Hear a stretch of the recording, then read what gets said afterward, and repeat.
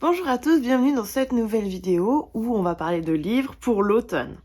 Dans la vie de tous les jours, je suis bibliothécaire, donc je me suis dit que j'allais allier mon plaisir de lire et mon savoir, mes connaissances, avec YouTube pour pouvoir en fait vous proposer des lectures pour la saison de l'automne. Cette vidéo elle va se composer de 3 parties. La première ce sera les romans. Ensuite, on aura les documentaires et en troisième, on aura les bandes dessinées. J'avais envie de mettre la lecture à l'honneur parce que dans la dernière vidéo, j'ai parlé des choses à faire pour l'automne en étant seule. Et du coup, bien sûr, il y a eu le fait de lire des livres qui est apparu. Avant qu'on commence, je me présente, je m'appelle Jade, j'ai 34 ans, j'habite en Suisse et sur cette chaîne, je fais des vidéos où j'apprends à vivre seule en tant que célibataire, chose qui ne m'était jamais arrivée depuis mes 14 ans. Donc si c'est quelque chose qui vous intéresse, qui vous parle, n'hésitez pas à vous abonner, puis on fait ce chemin de découverte de soi-même ensemble. Donc, commençons par les romans. Pour commencer, je vais vous présenter des romans qui sont assez doux, un peu cosy, pour faire un peu du bien pour l'automne. Alors, tout d'abord, on a le Pumpkin Spice Café de Laurie Gilmore. Il est sorti en anglais, celui-ci, c'est la version anglaise, mais il sort en septembre en version française et il est déjà disponible en français sur les liseuses, donc au format électronique. Je sais pas si vous connaissez Gilmore Girls, mais c'est vrai que ça fait très ambiance petite ville où tout le monde se connaît. Ça m'a beaucoup fait penser à cette ambiance-là. On suit une jeune femme qui arrive dans une petite bourgade comme ça, sympathique. Et elle doit justement reprendre le Pumpkin Spice Café. Et elle va un peu rencontrer les gens de la ville. Rencontrer Logan, oh là là, enfin c'est une lecture sympa, toute douce, qui fait du bien. Il y a un peu de spicy à des moments aussi.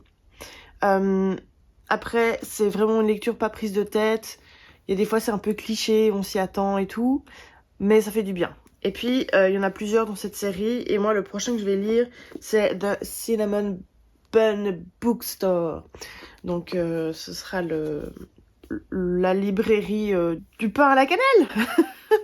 Et justement, ce sera plus ou moins les mêmes personnages, sauf qu'on va se focaliser sur un autre personnage. Et je me réjouis de pouvoir le lire. Et Luna qui est là. Bonjour. Tu dis bonjour. Au revoir.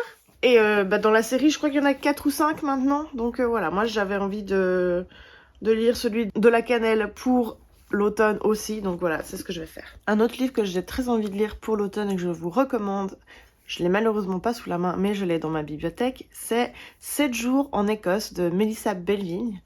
Et en gros, c'est une fille qui retrouve une lettre de elle quand elle était petite, et elle se remémore un peu tous les rêves qu'elle avait, et elle décide de partir en Écosse. Et ça avait l'air incroyable, j'ai eu beaucoup de retours positifs à ce sujet, donc j'aimerais bien le lire. Une autre lecture que je n'ai toujours pas faite, mais qui n'attend que ça, et vous l'avez sûrement déjà vu passer sur les réseaux, c'est La Société très secrète des sorcières de Songu Mandana. Donc celui-ci aussi, il est à la bibliothèque, il m'attend, j'attends plus que ça de pouvoir le lire. Et en gros, c'est l'histoire d'une femme qui est youtubeuse, ou en tout cas qui crée des vidéos sur internet en se faisant passer pour une sorcière, alors qu'en réalité, c'en est vraiment une. Et il y a plein de petites péripéties qui vont se dérouler autour de ça. Et vraiment, de ce que j'ai entendu dire, c'est que c'est vraiment hyper cosy, hyper sympa. Et je crois qu'on a tous un peu besoin de ce genre de lecture en ce moment. Un autre livre que je vous conseille, celui-ci je l'ai lu, c'est l'encyclopédie féerique de Emily Wilde de Heather Fawcett. Et en gros, on suit Emily Wilde, qui est une anthropologue, plus ou moins, qui doit aller constituer une encyclopédie sur les fées. Et du coup, pour ça, elle doit aller faire des études sur le terrain, dans une petite île hyper éloignée, où il fait froid, où les habitants se connaissent tous entre eux. Donc il y a aussi ce petit côté petite ville, petit village, communauté. Et du coup, elle arrive, c'est un peu l'outsider du coin, mais petit à petit, elle se familiarise avec les habitants, et en même temps, bah, elle continue un peu à travailler justement sur ses découvertes scientifiques, sur les fées, sur le monde féerique et tout ça. Et vraiment, j'ai adoré ce livre, il est génial. Il y a une partie 2 qui est sortie en français dernièrement, que je n'ai pas encore lu, que je me réjouis de lire. Un autre livre un peu magique, surnaturel, que je vous conseille parce que je l'ai lu. Celui-ci, malheureusement, je ne l'ai pas à la bibliothèque. Ça s'appelle The Wicked Deep de Sheer Earnshaw. Et ça, c'est plus une sorte de malédiction sur une ville côtière au bord de la mer, où il y a des jeunes qui se retrouvent noyés. Et il y a pas mal d'intrigues un peu magiques, de malédictions, de famille. Vraiment un livre super que j'avais dévoré. Je vous le conseille. Une autre lecture assez flippante, je trouve, pour la période un peu Halloween, c'est Si tu vois le Wendigo de Christophe Lambert. Donc ça, c'est plutôt une lecture assez jeunesse, mais je trouve qu'en tant qu'adulte, on peut totalement le lire. Donc c'est l'histoire d'un jeune qui vit aux États-Unis et qui vit sa vie de jeune adolescent et qui vit un peu en bordure de forêt, et un jour justement il croise le Wendigo.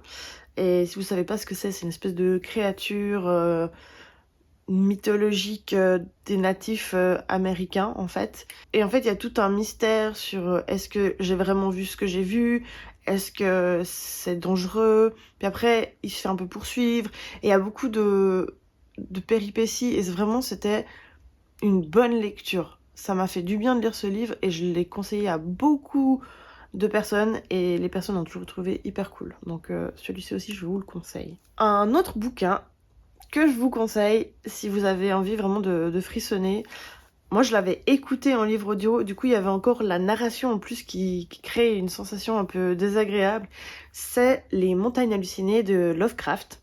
Donc Lovecraft, c'est quand même un classique de la science-fiction, de l'horreur. C'est lui qui a inventé le mythe de Cthulhu. Je sais pas si vous en avez entendu parler. Lovecraft, il a vécu il y a déjà un bon moment, il est mort.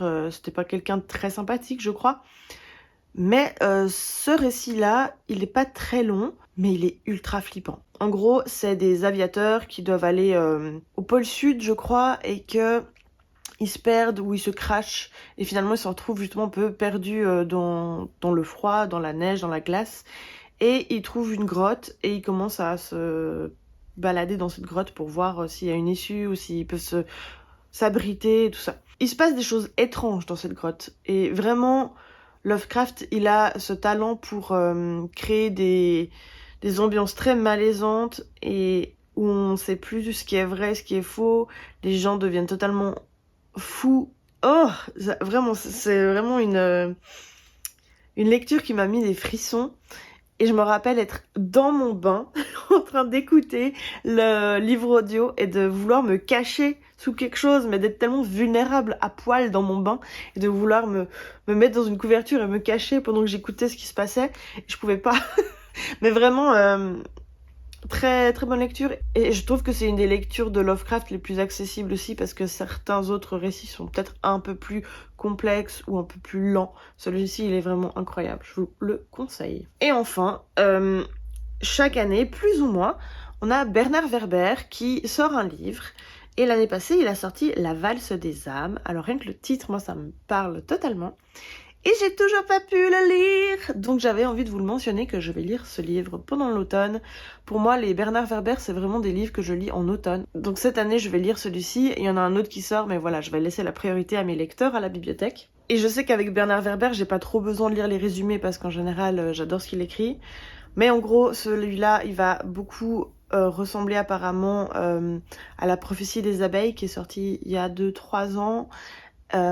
Et L'Empire des anges, qui est mon préféré, qu'il faudrait que je relise d'ailleurs, parce que en tant qu'adulte, je pense que j'ai peut-être une vision différente. Mais en gros, il aime bien se balader dans le temps, revenir dans des vies antérieures, ce genre de choses, et je pense que ça va être une bonne lecture, je me réjouis.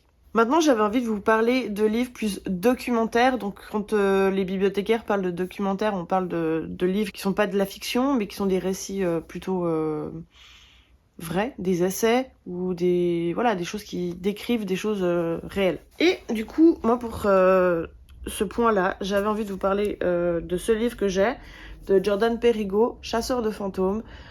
Jordan, on l'a découvert avec mon fils sur YouTube l'année passée et depuis, mais on regarde chaque enquête paranormale qu'il fait, on adore cette personne et c'est incroyable de le voir évoluer aussi au fil de ses vidéos. Son but à Jordan, c'est d'aller dans des lieux plus ou moins abandonnés, ça peut être des châteaux, des grandes bâtisses assez historiques, mais aussi et surtout des maisons abandonnées en fait. Et il essaie de trouver comment contacter les esprits qui seraient restés dans ces lieux. Et il a une sensibilité assez forte avec ça. Et il est super. Il est super. Et là, en fait, justement, ce livre que j'ai acheté l'année passée, que j'ai toujours pas lu, parce que je sais pas si vous aussi ça vous arrive d'acheter des livres, après de le poser dans un coin, de pas les toucher pendant un petit moment. Mais du coup, voilà, Chasseur de fantômes, ma quête à la recherche de preuves de l'existence d'une vie après la mort. Et il a l'air d'expliquer pourquoi, comment il fait, qu'est-ce qui s'est passé pour qu'il en arrive là. Et puis je pense qu'il a aussi, il va aussi expliquer un peu les déroulements en fait de ses enquêtes paranormales et tout ça. Et ouais, vraiment, je me réjouis trop de le lire. Et vraiment, je vous mettrai le lien en dessous, en description. Si vous connaissez pas Jordan, allez voir ses vidéos parce qu'elles sont vraiment géniales. Et du coup, un peu dans la même vibe surnaturelle, paranormale, moi c'est un sujet qui me passionne. Je sais pas si vous le savez. Il y a celui-ci que je me réjouis de lire. Je sais pas si je le lirai cet automne, mais j'aimerais bien. Mémoire des lieux, mémoire de vie, comment nos émotions imprègnent nos lieux de vie, de Jean Renaud et Nathalie Andreu Renaud. Donc en fait, ces questions de mémoire des lieux et mémoire de vie, justement c'est quelque chose dont Jordan parle beaucoup dans ses vidéos, que le fait que quand on vit quelque chose dans un lieu, nos émotions elles vont imprégner l'énergie du lieu.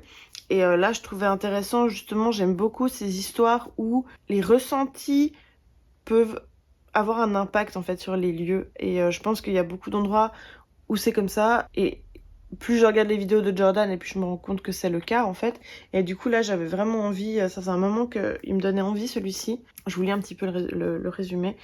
Il vous est certainement déjà arrivé de vous trouver dans un endroit et de vous y sentir merveilleusement bien ou au contraire d'y ressentir de la tristesse mais sans comprendre l'origine de ces émotions. Cela signifie que vous avez perçu, sans le savoir, la mémoire du lieu. Qu'appelle-t-on la mémoire des lieux? Comment se manifeste-t-elle? Existe-t-il des lieux sans mémoire? Y a-t-il de bonnes mémoires des lieux? Quelles en sont les causes? Et franchement, je pense que ça va être passionnant. Ensuite, j'avais envie de vous parler de ce livre que j'aime bien, que j'ai pas suffisamment lu, je pense, mais en fait ça se lit un peu au fil de l'année. Donc ça s'appelle La magie du foyer au fil des saisons de Anna Franklin. On a vraiment tout au fil de l'année, en fait, les fêtes païennes, par exemple. Là, on est en septembre. En septembre, on a quoi 1er septembre, les semailles d'automne. 2 septembre, la récolte du houblon. La fête de la croix. Le jour de la Saint-Mathieu. Voilà, c'est des choses un peu qui font partie de notre histoire, de nos traditions et qu'on a peut-être un peu oublié. Puis, il y a des petites recettes aussi. Il est intéressant. Il est joli aussi. Et c'est vraiment par mois en fait. On peut savoir comment faire pour se reconnecter un peu à la nature et au fil des saisons. Et vraiment, il y a plein de petits rituels aussi. C'est cool, c'est cool. Et un autre livre que j'avais envie de vous conseiller si vous ne l'avez toujours pas lu, ça s'appelle Le Test de Stéphane Alix. Pour moi, c'est un des livres que je préfère aussi, que j'adore conseiller aux gens. Donc Stéphane Alix, c'est un journaliste français, il me semble. Ou il est belge? Non, il est français. Je ne sais plus. Qui a fait beaucoup d'études aussi justement sur le paranormal, beaucoup de recherches là-dessus, et qui, lors du décès de son père, en fait, a positionné des objets spécifiques dans son cercueil, et ensuite il a fait la démarche d'aller questionner des médiums pour savoir si les médiums arrivaient à définir en fait ces objets qui se trouvaient dans le cercueil, pour voir si justement les médiums arrivaient à communiquer avec son père. C'est vraiment un livre qui nous remet en question et voilà, encore une fois, moi j'adore tout ce qui est paranormal, surnaturel, vie après la mort, donc ce livre c'est vraiment un classique selon moi, donc je peux que vous le conseiller.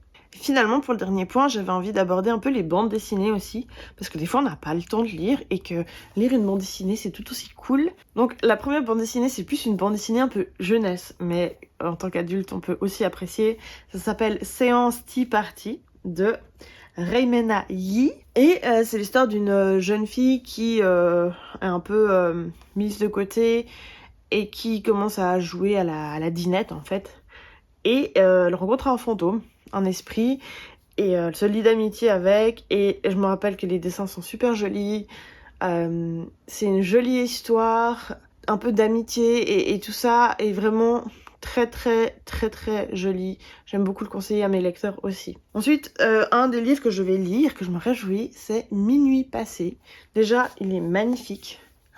Rien que ça, il est incroyable. Si je vous lis le résumé, c'est écrit « Si ce que me raconte la maison me fait peur, c'est parce que je n'ai pas encore compris ce qu'elle voulait me dire. Ça viendra. » C'est simple, c'est efficace. On a aussi une petite image d'un téléphone avec un petit... des myosotis. Oh, j'adore les myosotis. Et vraiment, la magnifique, c'est de Gaëlle Genillet. Et je me demande si elle n'a pas gagné des prix, c'est possible, je ne sais plus.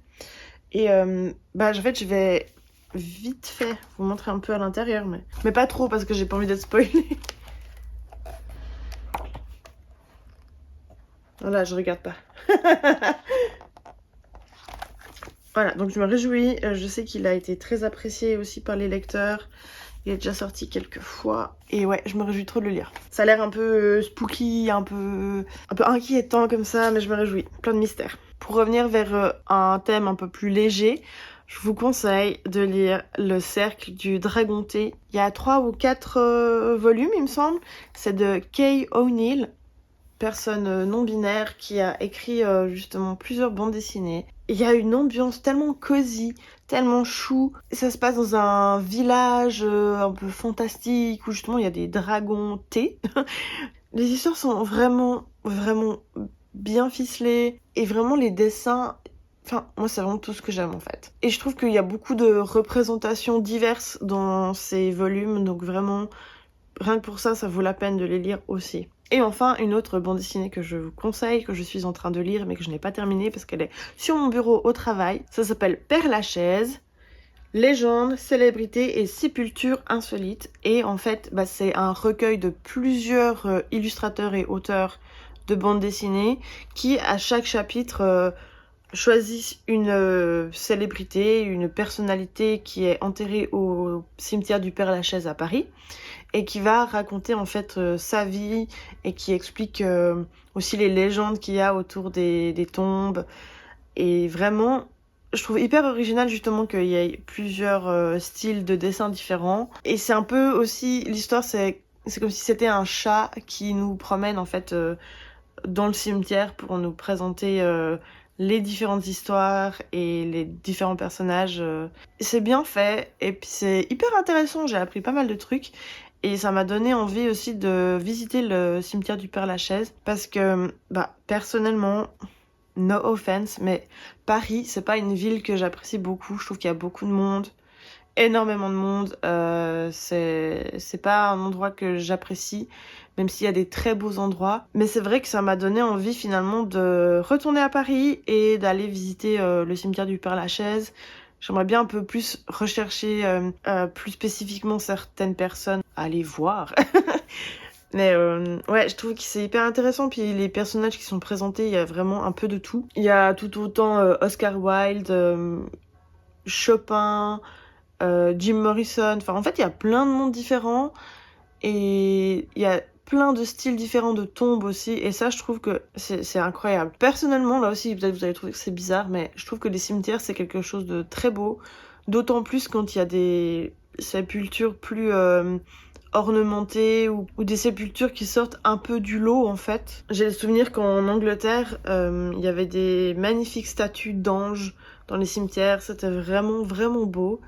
En Suisse, c'est vrai que c'est souvent un peu plus classique. Hein, les tombes, elles sont assez carrées ou voilà, elles sont pas hyper ornementées. Mais là, du coup, ça m'a vraiment donné envie d'aller visiter ça en fait. Donc voilà, celui-ci aussi, je vous le conseille. Donc voilà, on a fait le tour des 3 catégories de livres que je vous conseille pour l'automne. Les romans, les documentaires et les bandes dessinées. Bien sûr, il y aurait tellement d'autres choses que je pourrais vous conseiller. Je pourrais faire des heures de vidéos sur les livres, puisque bah c'est ma passion, c'est mon métier. Quand je me lance, des fois je peux ne pas m'arrêter, et c'est un peu compliqué des fois de me contenir. Donc c'est pour ça que j'ai essayé un peu d'être un peu succincte. Il y a d'autres livres dont j'avais envie de vous parler, et puis que finalement j'ai enlevé parce que je pouvais pas tout dire non plus. Par contre, je compte aussi sur vous pour me donner vos envies de l'automne, ou alors vos livres coup de cœur que vous avez eu durant l'automne. Je trouve que l'automne c'est vraiment une saison qui se prête beaucoup à la lecture, hein, avec un petit thé, un petit plaid, et puis on peut lire, ça fait du bien. Quand il pleut dehors et qu'on n'a rien d'autre à faire, on est bien avec nos petits livres. Et je trouve que c'est une chance d'apprécier la lecture en fait aussi. Des fois je me dis que j'ai tellement de la chance de pouvoir lire et d'apprécier ça. C'est une activité tellement saine, c'est trop bien. Après je sais aussi qu'on est certains à avoir un peu de peine des fois à se replonger dans la lecture parce que on est tout le temps sur les écrans et que notre capacité d'attention aussi a beaucoup diminué. C'est pour ça que je vous propose des bandes dessinées par exemple, parce que comme ça c'est peut-être plus facile aussi de se remettre un peu à la lecture. Enfin bref, vous voyez, je peux continuer pendant des heures à parler de livres et de lecture, mais c'est pas le but non plus. Encore une fois, dites-moi dans les commentaires si vous avez aimé cette vidéo, s'il y a des livres qui vous ont donné envie, ce que vous avez prévu de lire, et on se retrouve très bientôt dans une autre vidéo. N'hésitez pas à vous abonner et à me donner aussi des idées de vidéos de ce que vous avez envie de voir. Je vous dis merci et à très bientôt!